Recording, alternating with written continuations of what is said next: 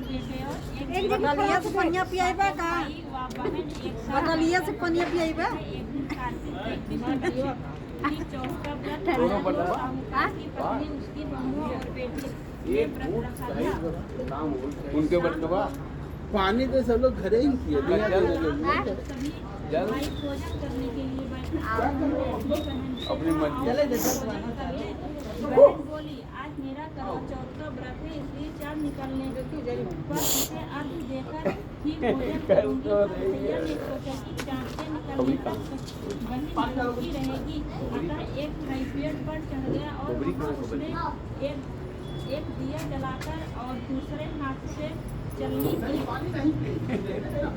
की ओर कर दी, जिससे वह चाँद जैसा लगने लगा। फिर शेष भाई अपनी बहन को उस नकली चाँद को दिखाकर कहने लगे, बहन चाँद निकल आया है, चलकर उसे अर्घ दे दो। बहन अपनी भाभियों से बोली, चाँद निकल गया है, चलो अर्घ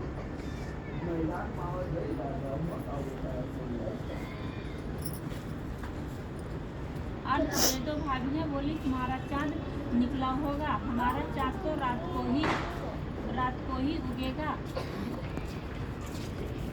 तब बहन ने अकेले ही उस नकली चाँद को अर्घ दे दिया। उसके बाद जब वह खाना खाने लगी तो पहले ही ग्रास में बाल आ गया, दूसरे ग्रास में कंकड़ आया और तीसरा ग्रास मुँह की ओर करते ही उसके ससुराल से संदेशा आया कि उसका पति बहुत बीमार है, जल्दी भेजो।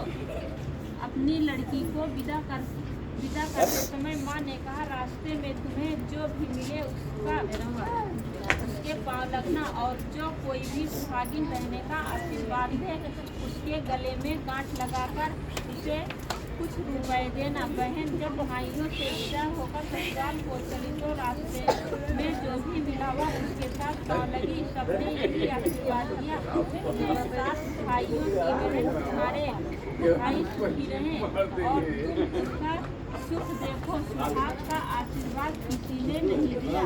जब वह ससुराल पहुंची तो दरवाजे पर उसकी छोटी ननद खड़ी थी, वह उसके भी पाँव लगे तो उसने कहा, सुहागिन रहो, दूधो नहाओ, पूजो करो। उसने यह सुनकर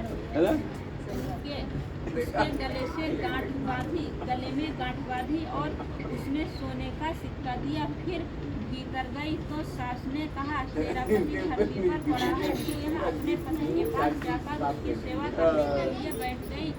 बाद में सास ने दासी के हाथ बची कुची रोटी भेज दी। इस प्रकार से समय बीतते अहगन मार्गशीर्ष की चौथ आई तो वह चौथ माता से बोली, हे माता, आप ही मेरा उद्धार करोगी, आपको मेरा सुहाग देना पड़ेगा। तब उस चौथ माता ने बताया, पूछ की चौथ आएगी, वह मेरे से बड़ी है। उससे ही उस चौथ माता ने बताया आएगी, उससे ही कहना। इतना कहकर चौथ माता चली गई। फिर अगले महीने पुष चौथ की चौथ आई और वह भी यही कहकर चली गई। आगे आने वाली चौथ से कहना। इस प्रकार माघ फागुन चैत वैशाख जेठ आषाढ़ सावन भादो की चौथ आई और चली गई।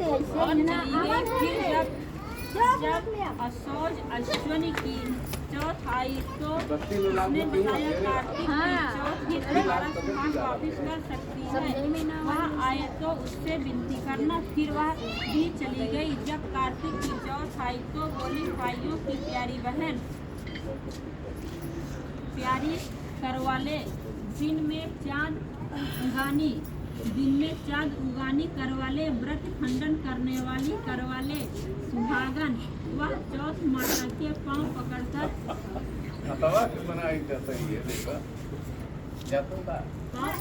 गिड़गिड़ाने लगी, हे चौथ माता, मेरा सुहाग तुम्हारे हाथों में है, सुहागन करे।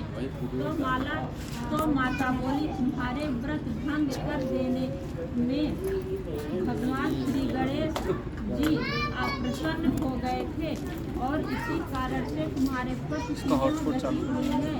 अब यदि पूरे विधि विधान के साथ में व्रत करोगी तो तुम्हारा पति जीवित हो सकता है। यह यह सुनकर उसने विधान पूर्वक व्रत चालू कर किया और दिया। चंद्रमा निकलने पर उसे अर्घ्य दिया। इसके इस प्रकार की व्रत संपन्न करने से गणेश जी अत्यंत प्रसन्न हुए और उनकी आज्ञा पाकर करवा चौथ माता ने अपने टीके में से रोली लेकर उसके आदमी पर छींटा दिया तो वह उठकर बैठ गया और बोला, आज मैं बहुत सोया।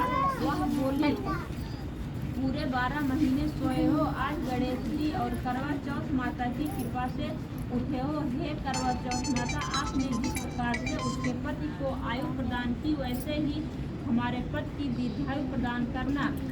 जो भी इस व्रत को करे और जो भी इस कथा को पढ़े या सुने, उन सबके पतियों की दीर्घायु प्रदान करना, सबको उत्तम फल देना।